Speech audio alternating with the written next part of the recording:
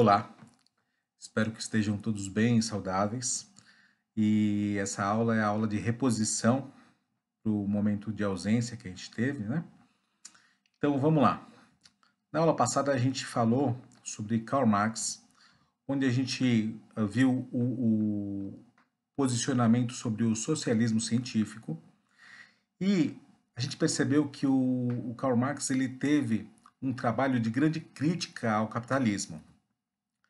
Ele identificava ali o mecanismo, ou os mecanismos, né, de exploração entre humanos sobre humanos. E a divisão da sociedade, ele percebia que se dava através de duas grandes classes, né? Então, a burguesia, que era a classe dominante, e a classe dominada, que era o proletariado. Também Marx e Engels, eles diziam que o capitalismo é um modo de produção que não pode ser reformado, então eles tinham uma visão revolucionária.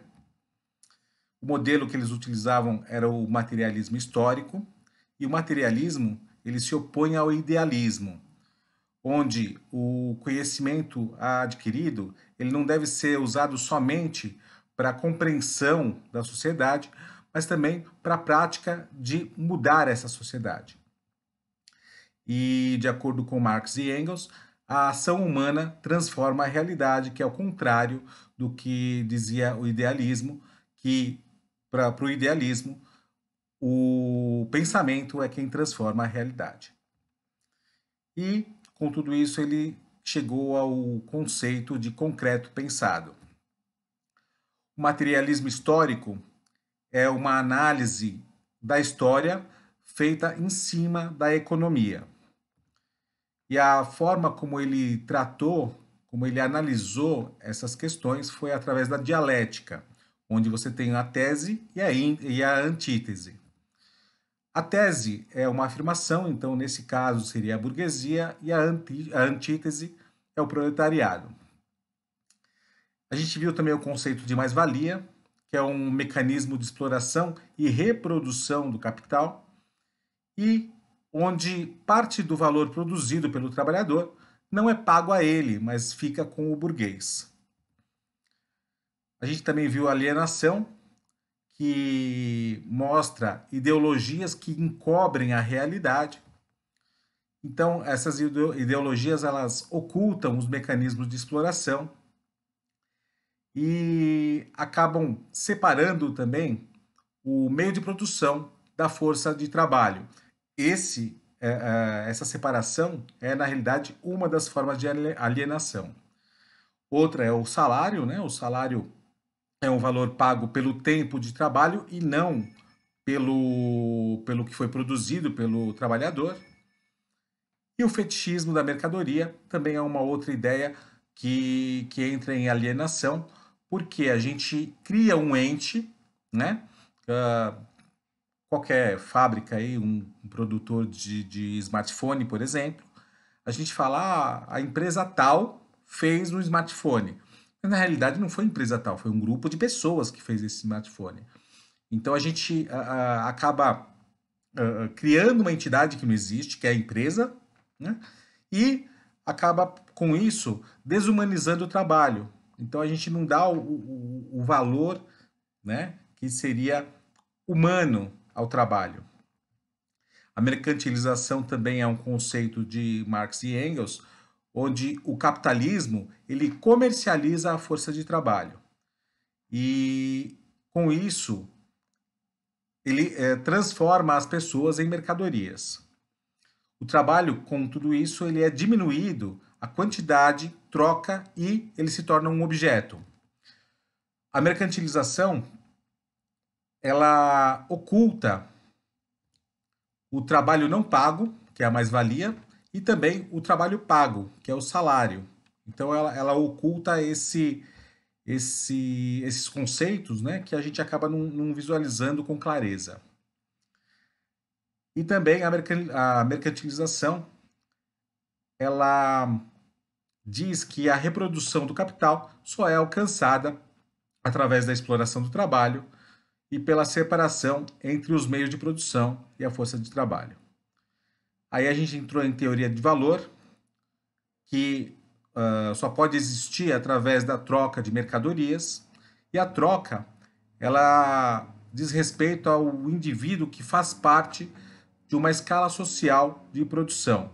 Então, de um lado, você tem o dono dos meios de produção, que é o burguês, e do outro lado, aquele que vende a força de trabalho, que é o proletário. Na teoria do valor ainda, a gente tem a divisão social do trabalho, que para Marx é algo ruim. Por quê? Porque o indivíduo perde a sua capacidade criativa, ele se torna uma extensão do maquinário. É importante a gente lembrar aqui na divisão social do trabalho que Durkheim já tinha abordado esse tema, mas para Durkheim essa divisão é necessária para que todos tenham a possibilidade de trabalhar, né? Para Marx isso já não é legal. Então ele não acredita que essa divisão social do trabalho seja efetiva, seja boa. Existe um outro teórico também, chamado Adam Smith, que é um economista. Ele escreveu A Riqueza das Nações e ele fala também sobre a divisão social do trabalho e apontando ali que a divisão social do trabalho ela é necessária para que sejam criadas as riquezas. Sem ela, não é possível criar riquezas. Então, é a mesma temática vista por olhares diferentes. Né? É importante a gente perceber que cada um pode até abordar o mesmo tema, mas com olhares completamente distintos. Com tudo isso, cria-se uma consciência de classe. Então, o proletariado ele acaba se conscientizando da exploração, dos mecanismos de alienação, e também são criadas, a partir dali, associações, sindicatos e o próprio partido, onde começa a ser criada uma consciência política. Também passa a existir uma classe social hegemônica, que é uma classe social que exerce uma supremacia, diferente da burguesia, que é uma classe dominante. Dali em diante começa também a luta armada. Ela se faz necessária, de acordo com Marx e Engels, porque a burguesia controla o Estado. E o Estado, por sua vez, ele controla o uso da força. Então, não há possibilidade de negociar com o Estado. Dessa forma, a luta armada ela deve ser contra o Estado, contra a burguesia e contra o nacionalismo. Só lembrando, para Marx e Engels, o nacionalismo ele diz respeito a não existir fronteiras. Então, para Marx e Engels, não existe o trabalhador brasileiro, o trabalhador alemão e o trabalhador inglês. Existe o trabalhador. Tá? Então é importante a gente lembrar isso para entender esses conceitos. A luta armada também ela vai trazer uma ditadura do proletariado, que é um período de transição onde ainda existe o Estado, o partido e as forças policiais, mas nesse momento só existe uma classe social, que é o proletariado. E com isso chega o fim da luta das classes sociais e também uma produção sem exploração. Nesse momento, nós começamos a vislumbrar uma sociedade que vive o socialismo. Então, é um período de transformação, conscientização e adaptação a uma sociedade sem exploração. E dali, para chegar ao final de todo o contexto, nós passamos a viver o comunismo. Então, com o comunismo, chega o fim da exploração do humano sobre o humano, é uma sociedade de colaboração e a produção não tem exploração. Existe produção, mas sem exploração.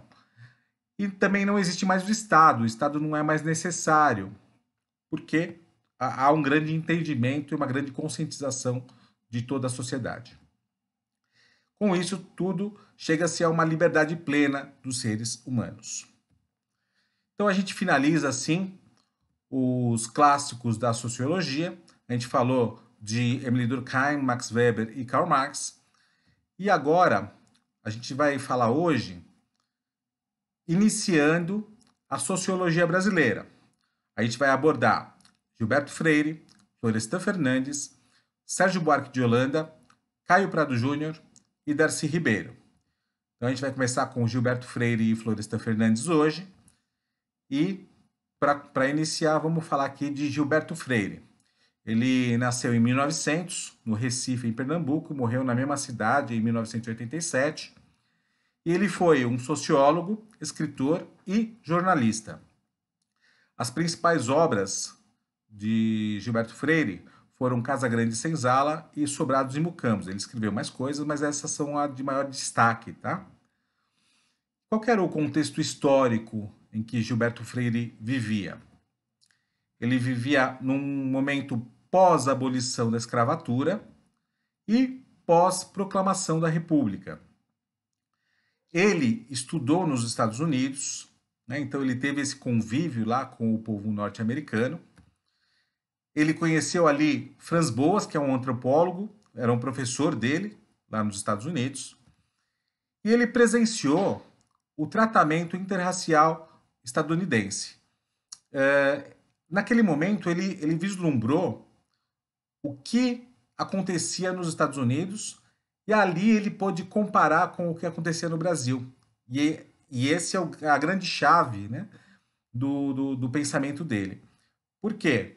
Ele percebia que ali nos Estados Unidos, o branco e o negro, eles não se relacionavam, não existia relacionamento. Havia uma exclusão completa do negro. Então, ele realmente, o negro, ele não podia fazer as coisas dos brancos, haviam coisas separadas para brancos e negros, até hoje existe, né, nos Estados Unidos, mas ele percebeu isso com muita clareza. Por quê? Porque ele vivia aqui no Brasil, quando ele vivia aqui no Brasil, ele viu uma coisa diferente. E é a partir daí que ele discorre o seu pensamento. Qual era o contexto no Brasil? O Brasil ele buscava naquele momento uma identidade nacional, né? Uma identidade própria, e existia um pensamento muito forte sobre o racismo científico, né? A gente vai falar um pouco agora sobre o racismo científico, que a gente destaca aqui alguns dos pensadores dessa linha de raciocínio, mas não são todos, tá? Tinha muita gente envolvida, mas a gente vai destacar alguns deles. Então, Arthur de Gobineau é um deles, Cesare Lombroso é outro, e Nina Rodrigues é um outro que a gente destaca aqui. Vamos falar do racismo científico, que na realidade é o estudo ou o pseudo-estudo que indicava a superioridade de uma determinada raça sobre as outras. Então a gente tem que ficar atento porque isso é o que eles pensavam na época, eles acreditavam nisso. O que acontece? Até aquele momento existia, a gente já viu isso, né? Que existia a questão da religião que se impunha e tudo era tratado através da religião. Com o iluminismo, né, e a chegada ali do racionalismo, a gente não podia mais, a população, os teóricos, enfim, eles não podiam mais ficar baseados nas questões teológicas, nas questões espirituais, nas questões metafísicas. Então, eles começaram a tratar a questão racial de uma forma científica. Então, eles buscavam formas de identificar a inferioridade de outras raças mediante a raça branca europeia ali, que é o que a gente trata ali, né, naquele momento. E eles buscam realmente na ciência embasar o racismo, né? Isso é, para a gente hoje, olhando com os nossos olhos, né, vendo tudo que já se passou, a gente fica horrorizado. Mas é o que eles acreditavam na época, né? E eles afirmavam isso e diziam que realmente a inferioridade dos negros, dos índios e de outras raças eram questões genéticas, eram questões biológicas. Então, eles faziam isso com base em alguns estudos. Óbvio que hoje a gente percebe, a gente entende que isso é uma bobagem, porque na realidade, nós todos somos iguais, geneticamente, nós todos temos capacidades, nós temos possibilidades, enfim, nós somos iguais em tudo, né? Então não deve haver essa postura de que o outro é inferior porque ele é de uma raça diferente. Aliás, o termo raça, hoje, até academicamente, ele já não é mais utilizado. Então é importante a gente lembrar isso, né? Porque, então, quando a gente fala de raça, a gente está se remetendo aí a etnias, né? Então é uma coisa muito distinta, muito diferente do conceito de raça que existia naquela época. Tá? Então vamos lá. Arthur de Gobineau era um diplomata, escritor e filósofo francês. Ele escreveu o Ensaio sobre a Desigualdade das Raças e, nesse livro, ele falava sobre a raça ariana, que é o branco que nunca se misturou e é um ser superior, né? Então é importante a gente entender esse conceito aqui, porque esse é o principal conceito ali de Arthur de Gobineau e dos outros pensadores da época, né? Eles traziam essa questão do racismo científico atrelada à sociologia, ou melhor dizendo, ao darwinismo sociológico, né? Enfim, eles tinham esse pensamento querendo embasar o racismo de uma forma científica, né? Para o Arthur de Gobineau, nesse ensaio sobre a desigualdade das raças, a raça branca ariana era o ideal de moral e de beleza física, né? Então, para ele, realmente, essa raça ariana, essa raça pura, sem misturas, é que remetia, assim, ao ideal em todos os sentidos ali do ser humano. E ao mesmo tempo ele tinha uma aversão, e eu posso falar aqui, aí é uma palavra minha, né? Ele tinha até nojo da miscigenação, né? E por que eu falo isso? Ele veio ao Brasil, ele fez uma visita ao Brasil em 1869, e nessa visita ele deixou algumas ideias aqui que se perpetuaram por algum tempo e ainda ecoam na mente de algumas pessoas, né? De que a pobreza e a miséria no Brasil elas são uma consequência da miscigenação, da mistura das raças, né?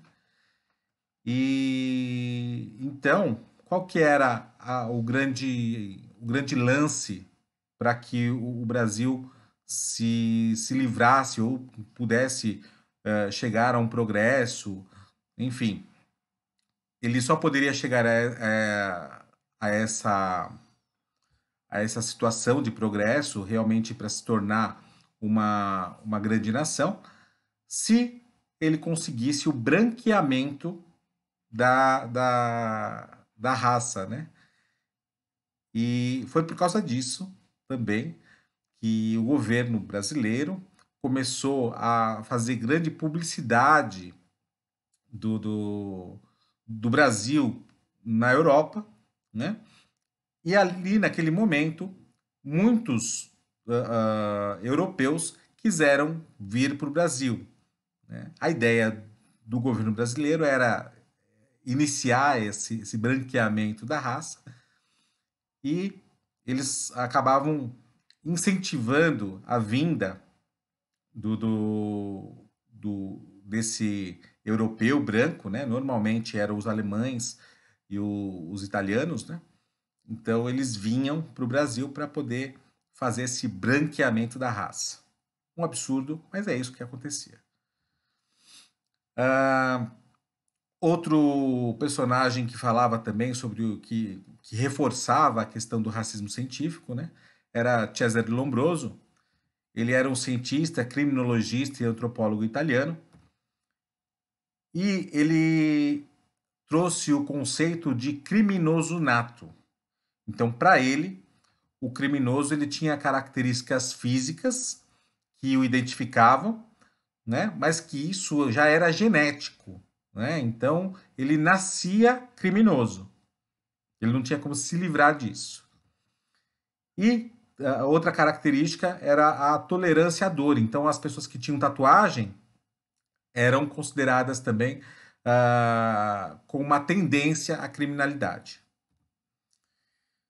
Agora, um brasileiro que tratou dessas questões do racismo científico foi Nina Rodrigues, onde ele era um professor de medicina legal, né?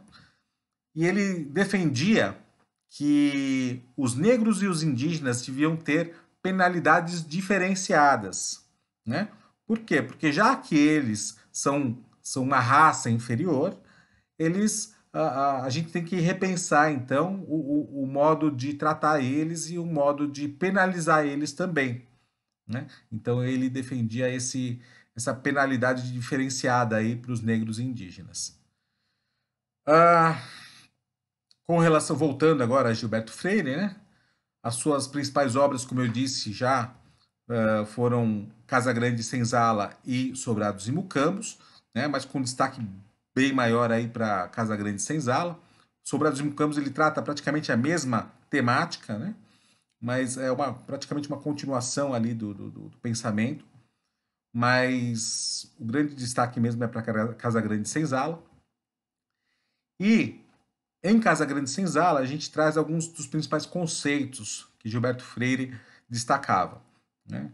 Então, ele queria falar sobre a formação do povo brasileiro, né? Aliás, todos os sociólogos daquela época buscavam isso, essa identidade do povo brasileiro. Como é que a gente vai criar essa identidade, ou né, identificar essa identidade, como é que a gente vai perceber o que é o povo brasileiro, né? Hoje que nós temos, participamos de uma república, temos a nossa independência, a gente tem agora a abolição da escravatura também, e quem somos nós, né? A grande pergunta. E aí, Gilberto Freire ele traz alguns dos principais conceitos. Dentre eles, ele tenta, de alguma forma, dar uma identidade ao povo brasileiro, né?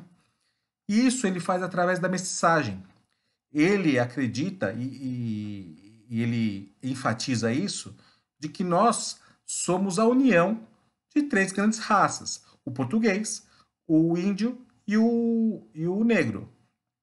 Então ele traz essa questão de uma forma muito diferente do que ele viu nas tratativas nos Estados Unidos. Por isso que é importante a gente entender por que ele chegou a esse pensamento, né?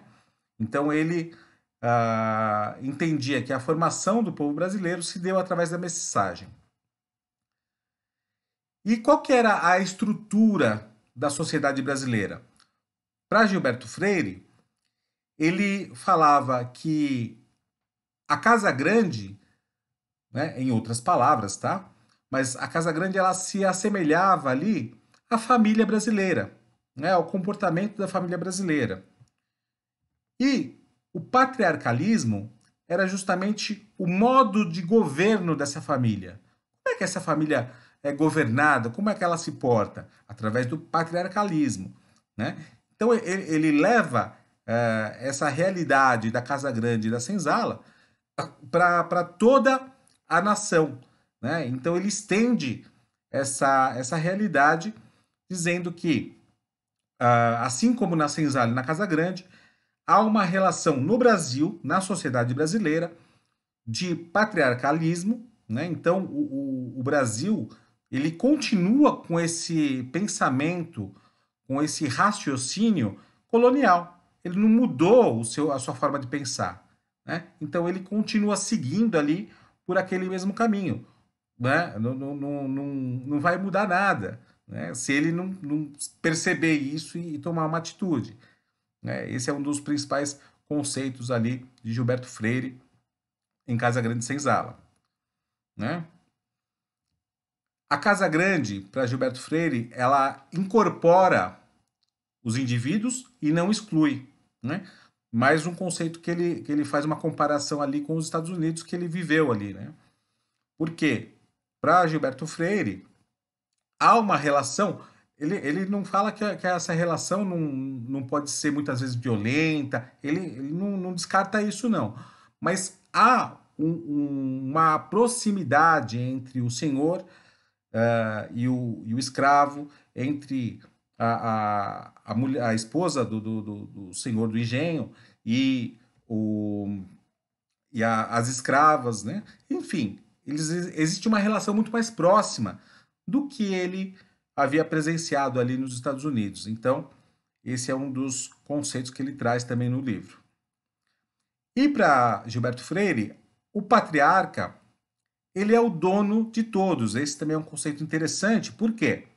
Porque para Gilberto Freire, o, o dono, o senhor do engenho, ele não é, perdão, ele não é só dono do escravo, né? Mas ele é dono da sua própria esposa, ele é dono de todos os familiares que moram ali com ele, ele é dono de tudo, não é dono somente dos escravos. Então não é só essa relação dicotômica, né?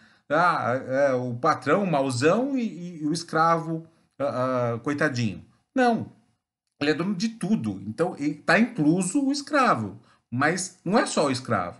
A própria esposa dele é um objeto que pertence a ele, né? Então é interessante ver esse destaque que Gilberto Freire dá nesse sentido. Ele também fala que é importante a gente separar raça de cultura, né? Até aquele momento ainda existia essa questão de raça, né? Mas ele já começava a entender que é diferente uma coisa da outra, né? E ele entendeu com Franz Boas, né? Que era o antropólogo com quem ele estudou, que essa questão de raça e de cultura elas devem ser separadas, devem ser entendidas como coisas distintas, né? Uma coisa é a etnia, né? Outra coisa é justamente a cultura, o posicionamento social, a forma como existem os símbolos, enfim, né? Então é importante a gente separar essas coisas, né? E a miscigenação, ela acaba se opondo ao racismo científico, né? A gente falou lá no começo do racismo científico, e a miscigenação, para Gilberto Freire, era algo bom, era algo que deveria ser incentivado, inclusive era a grande diferença do povo brasileiro para os outros povos, né? Porque essa miscigenação trazia uma quebra daquela situação. Ah, não, eu sou negro, eu sou branco. Não, como já existia a miscigenação, eles já tratavam de uma forma mais próxima, né? Mais uma vez, ele não nega que existia a, a questão da violência, mas ele diz aqui que a miscigenação ela foi boa para o Brasil nesse sentido. Nós não tratamos o outro com aquela repulsa, né? Mas nós socializamos, nós temos ali uma socialização complexa, né? Que é diferente dos outros países. Outro conceito interessante que Gilberto Freire traz é o conceito da heterogeneidade de Portugal. Então, ele diz ali que essa mistura que nós temos hoje, né, essa miscigenação, ela não começa no Brasil, ela começa, na realidade, em Portugal. Porque Portugal já havia convivido por muitos e muitos anos com os mouros, que eram ali muçulmanos do norte da África, né? Então, eles já tinham esse relacionamento com negros, com pessoas de raças distintas, né? Por assim dizer. E eles não viam problema nisso. Eles não tinham a questão Ah, não, eu não posso me misturar como os ingleses tinham, né? E os ingleses levaram isso para os Estados Unidos, e por outro lado, os portugueses trouxeram essa, essa outra visão, né, para nós, de que nós não há problema nenhum em nos misturarmos, as pessoas são pessoas, enfim, né? Então, esse é um outro conceito que ele destaca no livro. Aqui entram alguns conceitos também muito polêmicos, né? Então ele diz que a sensualidade nos trópicos ela é imposta, né? Ou é diferenciada justamente por causa do clima, né? Ou da região em que nós vivemos. Então, que essa sensualidade é diferente dos outros lugares, né? Então, ele diz que o clima favorece a nossa falta de pudor, né? É um conceito que ele coloca aí, é super polêmico, né? Aí a gente nem, acho que nem vale a pena a gente entrar nessas questões, mas,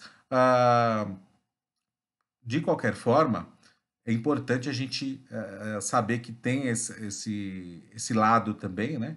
Porque a escrita dele foi muito criticada, né?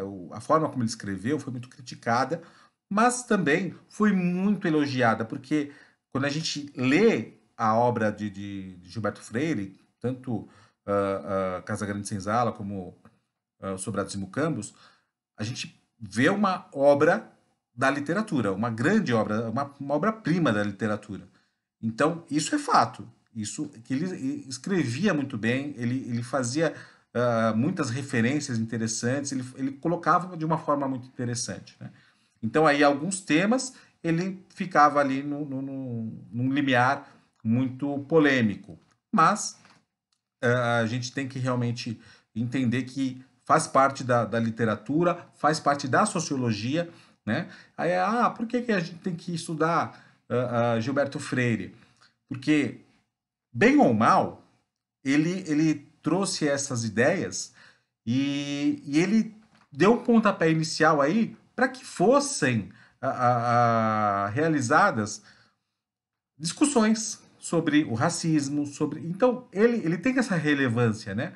Por mais que a gente discorde do posicionamento dele, ele foi importante porque ele começou ele deu o pontapé inicial ali para que começasse a se falar sobre isso, né? Porque até então era uma coisa muito velada, muito fechada ali, né?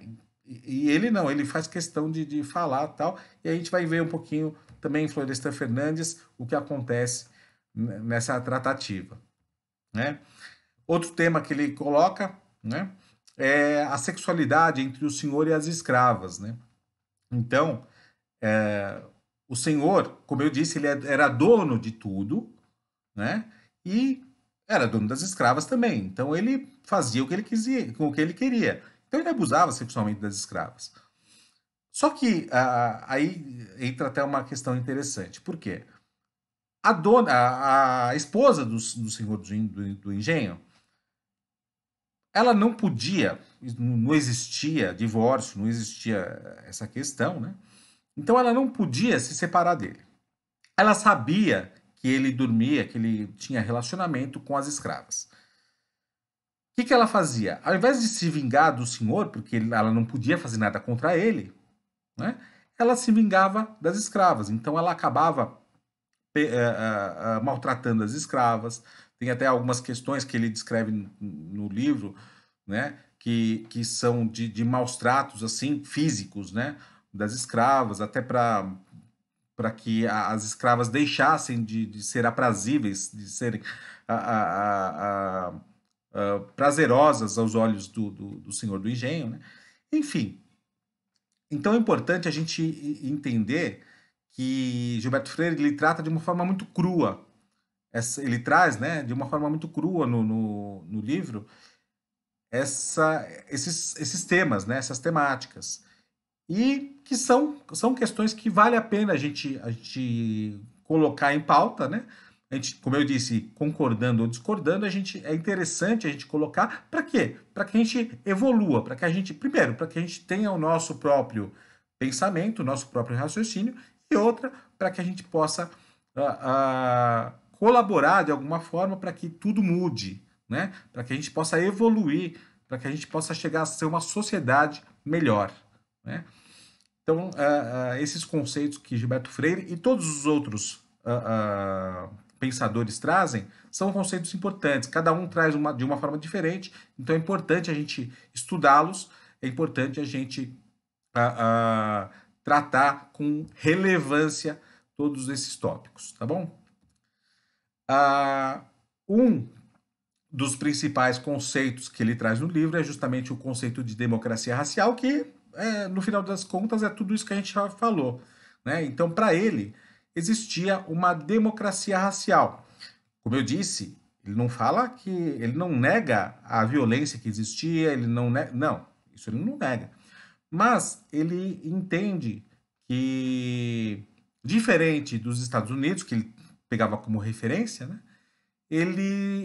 Aqui no Brasil a gente tem o negro, ele tem um acesso muito mais fácil ao senhor do engenho, ele pode conversar, ele pode, sabe, tem uma relação muito mais complexa, não é uma relação simples, uma relação muito mais complexa. Então acaba com essa dicotomia, como eu já disse anteriormente, do senhor do engenho, que é todo mauzão, o branco mauzão, e o escravo, que é um coitado, né? Por quê? O próprio Gilberto Freire, ele identifica isso, de que é necessário a gente enxergar que existiam possibilidades de resistência a essa imposição, né?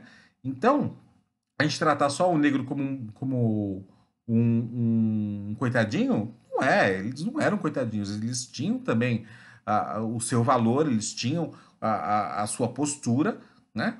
E, enfim, eles podiam, eles tinham a possibilidade de resistir, né? Mas, em linhas gerais, né, eu não sei se eu consegui me fazer claro, mas em linhas gerais, esse é o pensamento de Gilberto Freire, né? Onde ele traz esses tópicos. Não é tudo, como eu disse, eu não sei se eu comentei, acho que eu não comentei, mas os livros, né, tanto Sobrados e Mucambos como Casa Grande e Senzala, são livros muito densos. As primeiras edições tinham mais de 1000 páginas cada uma, né? Hoje a gente pega as edições, tem 700 páginas cada uma, enfim. Então são livros de uma leitura muito densa, né? Complexa, não é fácil, mas que traz ideias interessantes para a sociologia e para a nossa compreensão do mundo como nós estamos hoje, né? Como é que a gente está hoje? Por que a gente está assim? É por causa de tudo isso, isso na visão de Gilberto Freire, e como eu disse, cada um dos teóricos traz uma visão diferenciada, e aí a gente tem que analisar cada uma das visões para formar a nossa própria visão, né? Isso é importante, tá bom? Então, na democracia racial, ele fala ali que existe sim um relacionamento entre as raças, né? Mesmo que não seja algo o ideal, né? Mas existe sim um relacionamento contrário do que acontecia nos Estados Unidos, né? É uma relação complexa, não dicotômica, como eu já disse, e não nega a violência. Agora a gente vai falar um pouquinho sobre Florestan Fernandes, né? E Florestan Fernandes, ele nasceu em 1920 em São Paulo, morreu em São Paulo também em 1995, e ele foi sociólogo, militante, político, e as suas principais obras, aqui eu quero destacar também que Florestan Fernandes ele escreveu muita coisa, mas muita coisa.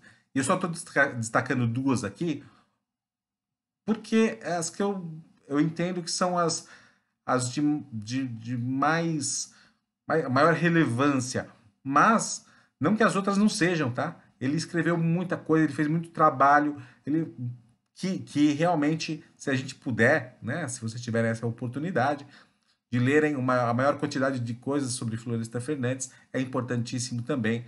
Ele, como está escrito aqui, ele é um sociólogo militante, né? É diferente do cara que é só o pensador. Não, ele realmente ele entrava na briga, ele tinha uma posição política, ele era diferente por causa disso. Então, perdão, a gente tem aqui as principais, né? Coloquei aqui como principais obras, mas não são, né? Como eu disse, ele tem muita coisa. Mas a gente pode destacar a organização social dos Tupinambá. Então ele defendia e ele se inteirava sobre as questões dos indígenas, né? E a integração do negro na sociedade de classes. Esses dois trabalhos são destaque, ganham destaque, né, no seu tempo e até hoje, pela influência que ele teve no raciocínio, na interpretação do que era visto, do que era entendido da sociedade brasileira, no mundo, né? E do que passou a ser compreendido a partir de Florestan Fernandes. Ele realmente fez uma grande diferença. Então, qual era o contexto histórico?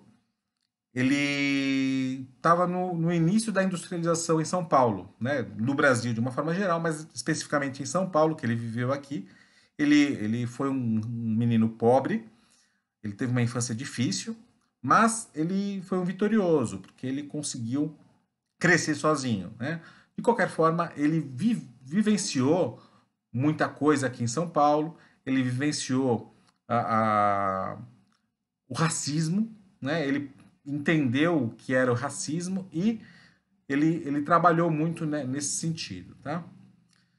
Os principais conceitos que ele traz nas suas obras, né, são de análise de estruturas dominantes duradouras, né? Então, ele fala sobre a questão colonial. Nós viemos de um mundo colonial, de uma realidade colonial, e nós não nos desvencilhamos, a gente não se separou disso, né? A nossa mente continua com o pensamento colonial. É aquilo que o próprio Gilberto Freire fala, né? Que a gente numa questão colonial ali, que a família é representada pela Casa Grande e o patriarcalismo é a forma como são tratados. Então, isso se perpetua no conceito de Florestan Fernandes também, isso acaba se perpetuando e dificulta porque Florestan Fernandes, só para entendimento, ele era marxista, tá? Então ele acreditava numa revolução, só que ele entendia que a revolução no Brasil seria muito mais difícil, justamente por causa dessa estrutura dominante que já existia, que vinha se perpetuando com esse pensamento colonial, tá? E outro conceito que ele trouxe, importantíssimo, é o conceito de capitalismo dependente, né? Onde a burguesia nacional ela se submetia à burguesia internacional. Então, nós aqui éramos explorados, nós aqui no Brasil éramos explorados, né? O proletariado era explorado pela burguesia nacional e a própria burguesia nacional era explorada pela burguesia internacional, né? Então, a gente tem uma escala aqui de exploração, né? Então, esse conceito também é um conceito interessantíssimo e importantíssimo de Florestan Fernandes, né? Ele também falava da dificuldade em se buscar essa autonomia econômica, justamente porque a gente tinha perpetuado aí essa visão colonial, né? Então, como eu disse aqui, existia uma estrutura colonial continuada. Outro conceito é que a escravidão ela engendra mentalidades, né? Então ela molda as mentalidades, né? E o racismo era uma questão econômica e era uma estrutura, vinha também da mesma raiz de uma estrutura social duradoura. E aí ele fala também sobre o mito da democracia racial, que é justamente uma crítica, é a principal, é um dos principais levantes, né, que Florestan Fernandes faz contra a ideia de Gilberto Freire, da democracia racial. Então, ele fala que essa ideia de democracia racial é um mito, é uma mentira, é algo que não existe, né? E aí, ele é convidado, junto com outros pensadores, né, ah, ah, com outros especialistas, para fazer o projeto Unesco, isso nos anos 50, onde eles fazem um levantamento e passam informações para a Unesco sobre qual é a realidade social do Brasil. Qual que é a realidade? Existe, porque de acordo com Gilberto Freire, existia uma democracia racial. Isso é verdade? Então eles começam a questionar. Isso é verdade? Então Florestan Fernandes ele se levanta contra a democracia racial de Gilberto Freire e ele deixa claro ali para a Unesco e para todo o mundo, né, que existe sim racismo no Brasil e não é pouco, e esse racismo ele é diferente dos outros lugares, mas ele existe e é algo degradante para toda a sociedade brasileira, né? Então é importante a gente conhecer mais a fundo. Eu peço que vocês conheçam Florestan Fernandes, Gilberto Freire, vão atrás de mais informações sobre eles, é importante conhecerem, né? Perdão. E com certeza vale a pena a gente continuar aí com esses conceitos, né, dos sociólogos brasileiros, o que eles pensavam, como eles viam, né, o Brasil, né, em sua época e como nós vamos ver o Brasil, como nós enxergamos o Brasil hoje, tá bom? Então, é isso. Na próxima aula, a gente vai continuar com a sociologia brasileira, só que aí a gente vai falar sobre Sérgio Buarque de Holanda, Caio Prado Júnior e Darcy Ribeiro. Tá bom? Obrigado, gente. Sucesso para vocês. Valeu. Tchau, tchau.